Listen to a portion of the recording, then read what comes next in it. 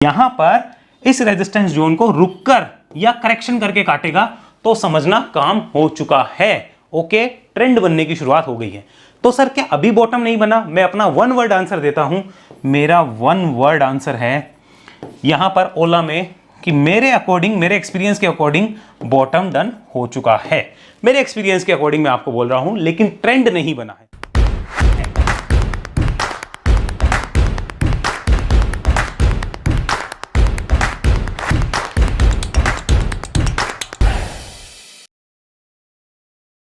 ओला electric retailers की one of the favourite company, जिसके ऊपर हमने 17 अप्रैल को डिस्कशन किया था। उस वीडियो की कुछ क्लिप्स आपने सुनी होगी। हमारा व्यू था कि इस पॉइंट के ऊपर हम इसको रिव्यू करेंगे, तो आज हम रिव्यू करने आए हैं। हालांकि ये पॉइंट कटा नहीं है, बट हो सकता है जल्दी कट जाए, तो it's my duty to update you on this. नमस्कार दोस्तों, शुभम दिस साइड से भी रजिस्टर्ड रिसर्च एनालिस्ट। बात करेंगे ओला इलेक्ट्रिक लिमिटेड के ऊपर। 780 करोड़ का अभी इन्होंने QIP किया है, और उसके बाद में कंपनी ने जो QIP करा था उसके बाद प्राइस में जो एक्शन है वो थोड़ा बहुत यहां देखने को मिल रहा है। Now let's see what happens. अभी क्या हो सकता है उसके ऊपर भी डिस्कशन करना है। सबसे पहले बिना किसी देरी के चलते हैं ओला इलेक्ट्रिक के अभी लेटेस्ट अपडेट्स के ऊपर। स्टॉक क्यों गिरा था, वापस ऊपर क्यों आया है, क्या डेवलपमेंट्स है, उसका डिस्कशन करने वाले हैं। लेकिन ध्यान रखिए, ये वीडियो किसी तरह से कोई बाय सेल की रिकमेंडेशन नहीं है, सिर्फ आपकी नॉलेज, एजुकेशन और लर्निंग के लिए है। कोई भी बाय सेल अगर आप करते हैं तो नुकसान या लाभ की जिम्मेदारी सिर्फ आपकी होगी। बिना किसी देरी के यहाँ आइए, हियर इट इज।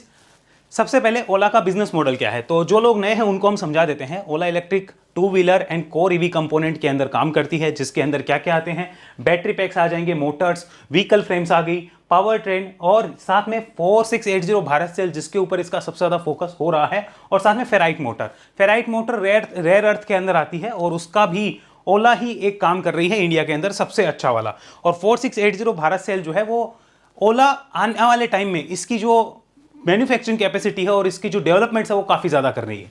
यहां चलते हैं नेक्स्ट के ऊपर।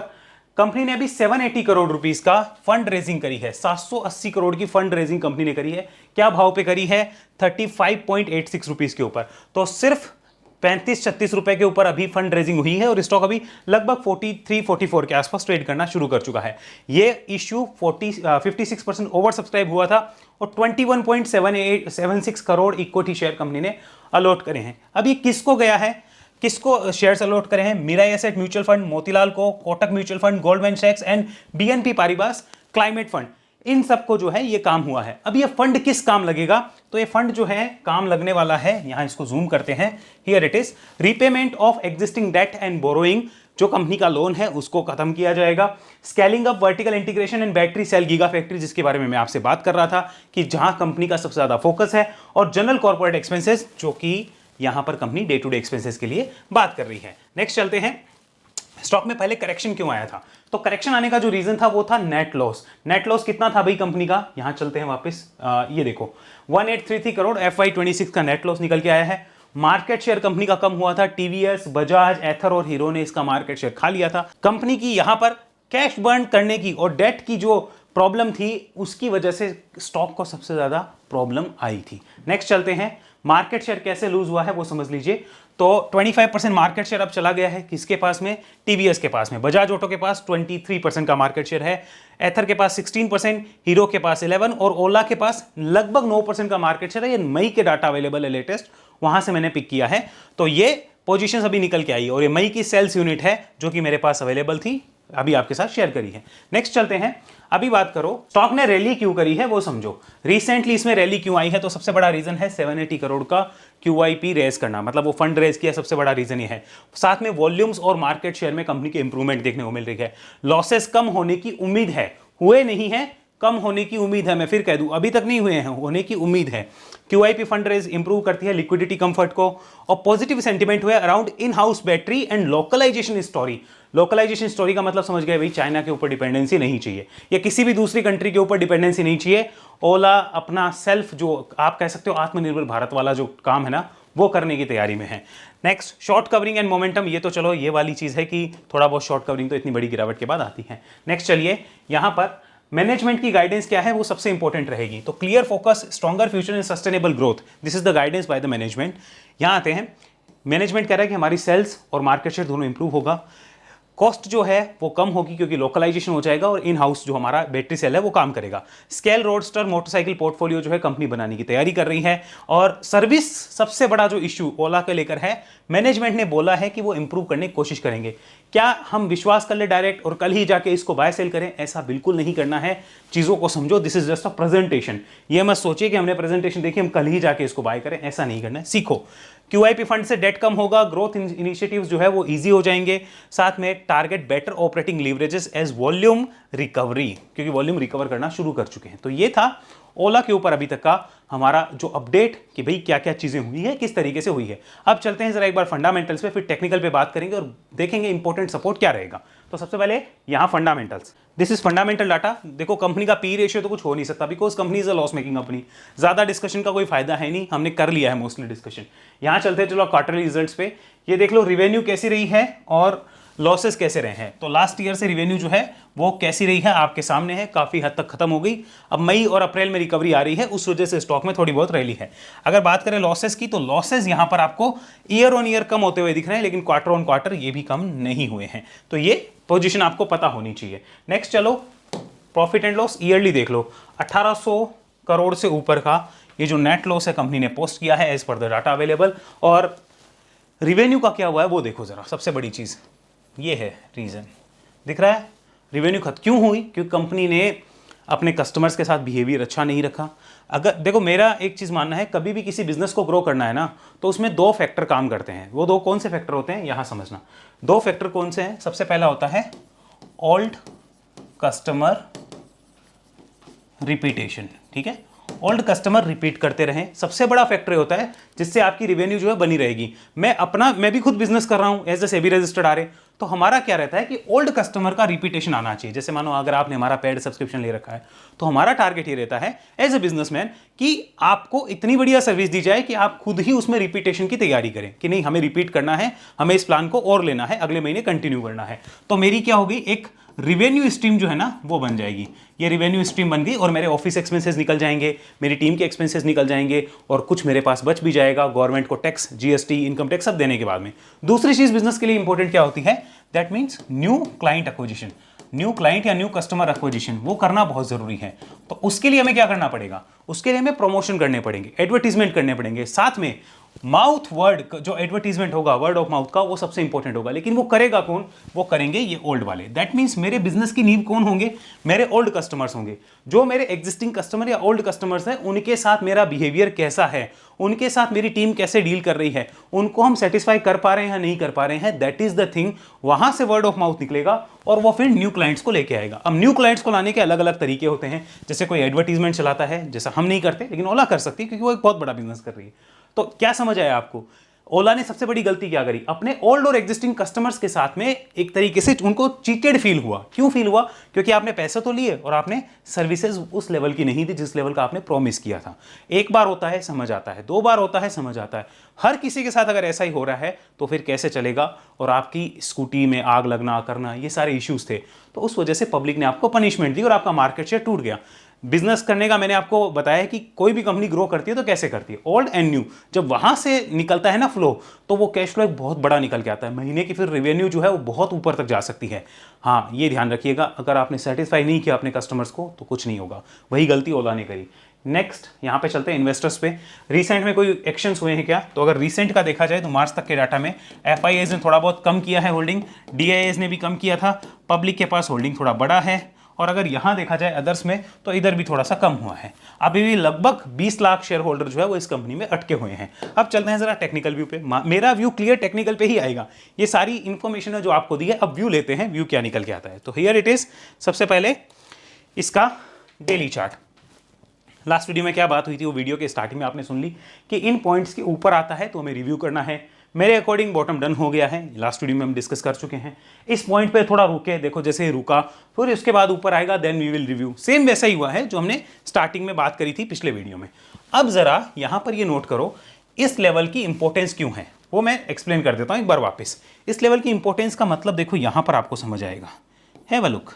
ये है ना, ये पॉइंट से आपको समझ आ जाएगा कि इस लेवल की इंपॉर्टेंस मैं बार बार क्यों कह रहा हूं। ठीक है, इनके ऊपर जाने से ही आप एक बेयर ट्रैप से निकलोगे। This is a bear trap, या फिर आप कह सकते हो बेयर्स की ग्रिप बनी हुई है यहाँ पे। ओके, ट्रैप तो अलग वर्ड हो गया, बेयर्स की ग्रिप का जोन है। यहाँ पर बेयर्स ने अपनी ग्रिप बना रखी है, उससे आप बाहर निकलोगे तभी ये माना जाएगा कि आपने थोड़ा बहुत रिवर्सल किया है। अब लगभग 35-36 रुपए पे हम 35 रुपए 36 रुपए का एक लेवल पकड़ते हैं जहां पर QIP आया है। ओके, सो दैट मीन्स ये प्राइस बहुत इंपॉर्टेंट रहेगा। यहां पर सपोर्ट है कि नहीं है वो हमें चेक करना पड़ेगा। लेकिन अभी डेली ट्रेंड को देख के क्या आइडिया लगा, डेली ट्रेंड ये बता रहा है कि it is ready for the breakout. Now what is the breakout level, वो डिस्कशन सबसे इंपॉर्टेंट रहेगा। तो यहां आते हैं, here it is, this is the breakout zone. ये रहेगा अप्रॉक्सीमेट, हम कह सकते हैं ये वाला पॉइंट, वापस में लिख देता हूं, ये आप इसको भी नोट कर लो। This is the breakout zone. इसके ऊपर अगर क्लोज कर जाए डेली चार्ट पे तो फिर हम कह सकते हैं मोमेंटम बन सकता है, मोमेंटम बन सकता है। ध्यान रखना, बन सकता है, गारंटी स्टॉक मार्केट में किसी चीज की नहीं है, ये थोड़ा सा नोट करिएगा।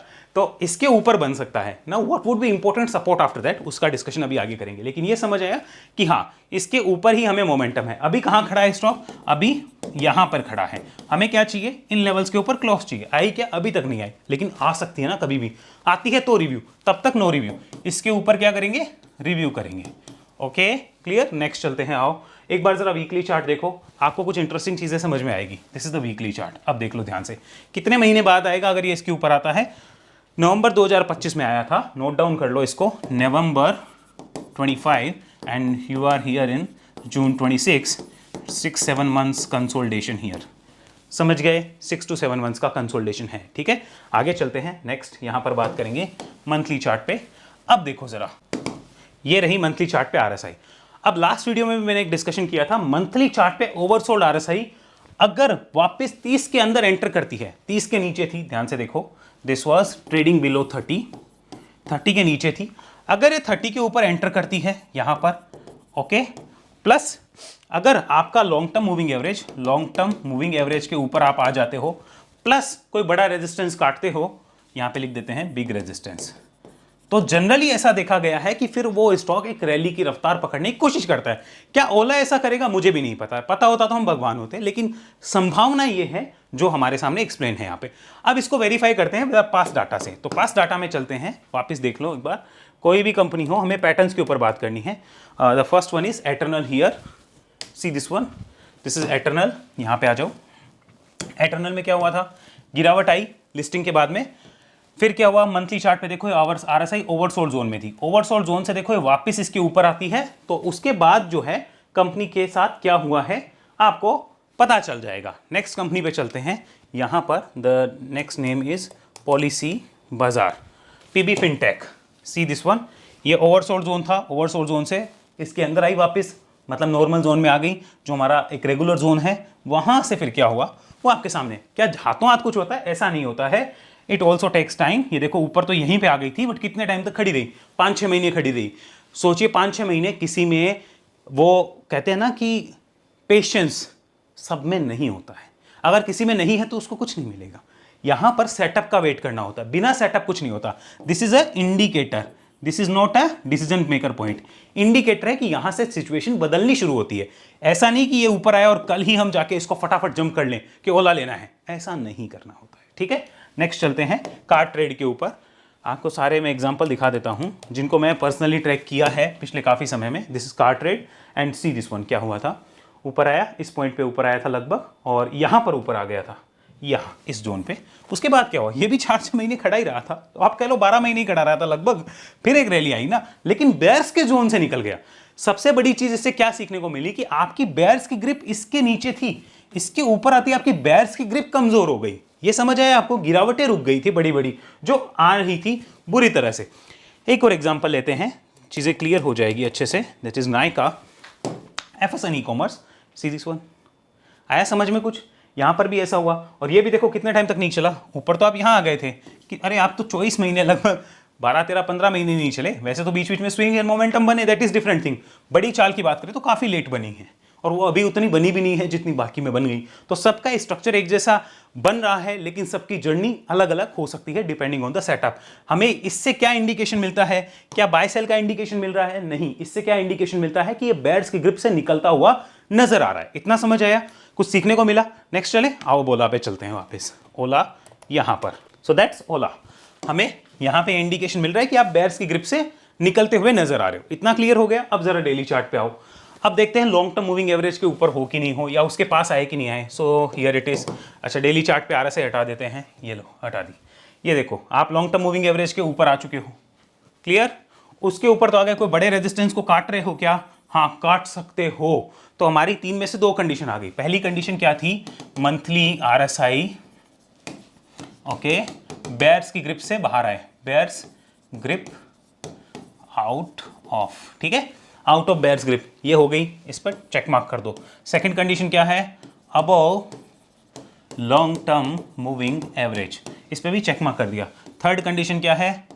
Multiple resistance zone breakout. Okay, क्या ये हुई? It is pending, still pending at this point. तो अब समझ आ गया इस पॉइंट के ऊपर रिव्यू क्यों करना है। बोलो, इतना क्लियर हुआ? मैंने अपनी बेस्ट कोशिश करी आपको समझाने की। अब आपने क्या इससे आउटपुट निकाला है क्या नहीं मुझे भी नहीं पता, लेकिन मेरी तरफ से मैंने बेस्ट कोशिश करी है। अगर सही में कुछ सीखने को मिला है कमेंट करके जरूर बताना। आओ आगे चलते हैं। अब बात करते हैं इंपॉर्टेंट सपोर्ट शॉर्ट टर्म का एंड लॉन्ग टर्म का। What would B that? भाई लॉन्ग टर्म का तो ये होगा, अब ये 22 के आसपास का है। इतना तो कौन सोचेगा भाई, 55 56 का स्टॉप, 22 तक का तो कोई सपोर्ट रखने से रहा। हाँ, कोई super long term risk taker है तो अलग बात है, कर सकता है अपने अकॉर्डिंग, लेकिन शॉर्ट टर्म का सपोर्ट भी तो हमें डिफाइन करना होगा ना। What would be the important support for short term? तो उसके लिए वीकली चार्ट पे यहाँ आओ। ये रहा वीकली चार्ट। तो वीकली चार्ट पे जूम करते हैं। अब जरा इसको समझने की कोशिश करना। शॉर्ट टर्म का सपोर्ट, मिड टर्म का सपोर्ट, लॉन्ग टर्म का सपोर्ट, तीनों बात करेंगे। ओके, मैं कंप्लीट समझा रहा हूं, समझना। जैसे यहां पर जो स्विंग एंड मोमेंटम प्लेयर्स आएंगे, स्विंग एंड मोमेंटम, इसके ऊपर जो हमने लेवल की बात करी उसके ऊपर अगर आते हैं तो उनके लिए सपोर्ट क्या होगा? ये वाला ना। व्हाट इज ये वाला सर? ये वाला, ठीक है, CLSB मतलब closing basis. Okay, closing basis, या अगर आप इंट्राडे एक्सपर्ट हो, आपको पता है ज्यादा टाइम नीचे सस्टेन कर रहा है, आप उसके अकॉर्डिंग डिसीजन लेना जानते हो। और ये तो हो गया हमारा शॉर्ट टर्म का, मतलब कि swing and momentum, swing and momentum का support. Now what would be the important support for the trend? कि ये ट्रेंड भी तो बन रहा है पूरा का पूरा, जैसे ये ट्रेंड बन सकता है ऐसे, उसका सपोर्ट क्या होगा? वो भी तो जानना जरूरी है ना। तो उसका सपोर्ट होगा दिस पॉइंट। ओके, ये ट्रेंड का सपोर्ट होगा ना। अब कोई बोले लॉन्ग टर्म का ही सपोर्ट चाहिए, तो ये रहा, this is long term support. किसकी क्या रिक्वायरमेंट है वो खुद को डिसाइड करनी है, सिंपल सी बात है। किसकी क्या रिक्वायरमेंट है खुद डिसाइड कर सकता है। बोलो क्लियर हुआ? समझ आया इतना? डिस्क्लोजर, ओला मेरे पास ऑलरेडी मेरे पोर्टफोलियो में पड़ा है। क्यों पड़ा है? जैसे मैंने आपके साथ यहाँ एक्सप्लेन किया था, तो उसके बाद मैंने यहाँ पे कुछ पार्शियल क्वांटिटी थोड़ी बहुत ट्रैकिंग पर्पज से ले रखी है। तो this is my personal disclosure, और मेरे को कोई दिक्कत नहीं है अगर ये नीचे आता है तो, क्योंकि मैंने ट्रैकिंग पर्पज से ली है। I would love to track this company, और मैं देखना चाहूंगा आगे क्या होता है। कोई मैंने ऐसा नहीं कि पोर्टफोलियो कोई बहुत बड़ा चर्न डाल दिया, यहाँ पे नोट करिएगा, ठीक है। तो समझ आ गई कहानी पूरी की पूरी, कोई दिक्कत होनी नहीं चाहिए। सेटअप के ऊपर बात कर लेते हैं, कौन सा सेटअप है, आ जाओ यहाँ समझाता हूँ। दैट्स द वेबसाइट डाटा, और ये वेब एनालिसिस लर्निंग प्रोग्राम है जहाँ सारी चीज़ें एक्सप्लेन है। सारी जिन्होंने करा है उनको पता है कि इसको करने से क्या होता है। कोई मैजिक नहीं होगा, लेकिन एक क्लियर विजन मिल जाएगा और कैपिटल प्रोटेक्शन की इंपॉर्टेंस समझ आएगी। रिग्रेट को किल करना सीख जाओगे। हमने सबसे बड़ा जो फोकस किया वो रिग्रेट को किल करने पे। ये भाग गया हमारे बेचने के बाद, ये हमारे लेते ही थोड़ा सा नीचे आ गया, ये सब रिग्रेट भूल जाओगे, क्योंकि सेटअप समझ आ जाएगा कि हाँ वो करेगा ऐसा। This is beyond our control, लेकिन हमें पता है कौन से लेवल्स इंपॉर्टेंट है, बस उसका ध्यान रखो। आओ यहाँ पे, this is complete web analysis. Setup की बात कर लेते हैं, कौन कौन से सेटअप यहाँ पे एप्लीकेबल हो सकते हैं। तो ये वाला एक सेटअप जो है वो ओला पे ऑलरेडी अप्लाइड है, ऑलरेडी लगा हुआ है पहले से ही, तो जिसने देखा है उसको पता है। सेकंड, कप एंड हैंडल, ये रियल वाला कप एंड हैंडल जो है वो बन रहा है, बिल्कुल यहाँ पे वैलिड है और अभी इसका काम भी शुरू हो सकता है। Third number, 200 EMA based strategy, swing trading plus long term riding, दोनों यहाँ पे अप्लाई हो रहे हैं, और जिसने ये देख रखा है उसको समझ आ रहा है ओला में क्या हो सकता है।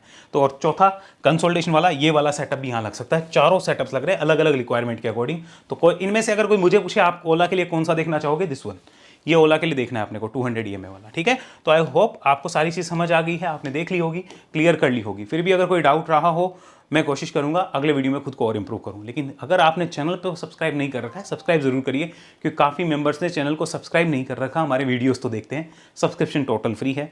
एंड दूसरी चीज़, काफ़ी लोगों ने बेल आइकन दबाकर नोटिफिकेशन ऑन नहीं कर रखे, यूट्यूब के नोटिफिकेशन ऑन नहीं कर रखे, तो वो प्लीज़ आप ऑन कर लीजिए। ये आपसे मेरी रिक्वेस्ट रहेगी, ताकि आपको लेटेस्ट अपडेट जो है वो हाथों हाथ मिल जाए। अगले वीडियो में मिलूंगा, अभी के लिए इतना ही। सी यू सून। जय हिंद, जय भारत।